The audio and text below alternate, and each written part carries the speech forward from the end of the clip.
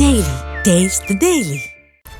கோவை மாவட்டம் மேட்டுப்பாளையம் மற்றும் சிறுமுகை உள்ளிட்ட பகுதிகளில் பலத்த சூறாவளி காற்றுடன் பெய்த கனமழையால் 3 லட்சத்திற்கும் மேற்பட்ட வாழை மரங்கள் முறிந்து விழுந்தன. இந்த நிலையில் அந்த பகுதியில் இருக்கக்கூடிய விவசாயிகள் அளித்த பேட்டியை பார்க்கலாம். சாயந்தரம் ஒரு 3:30 மணி இருக்குங்க. சூறாவளி காற்று வந்து வாழை இருக்கிற வாழை பூரா அடிச்சிருச்சுங்க. நல்ல படம் வந்துட்டு இருக்குதுங்க. இப்போ இந்த வாழைக்கு வந்துங்க 120 ரூபாயிலேருந்து 150 வரைக்கும் செலவு பண்ணியிருக்குங்க. ஆனால் இப்போது ஒன்றுமே இல்லைங்க. பூராமே 5000 வாழை போட்டதில் 4000 வாழை சுத்தமாக விட்டுங்க. கவர்மெண்ட் நம்மளுக்கு ஏதோ பார்த்து கொடுத்தா நல்லா இருக்குங்க. இல்லாட்டி நாங்கள் எல்லாம் என்ன பண்ணுறதுன்னு தெரியல. விவசாயம் பண்ண முடியாது. மூலத்தரல் மட்டும் 1,50,000 வாழை இருக்குங்க. அது சிறுமுகை கிராமத்தில் நிறைய இருக்குதுங்க.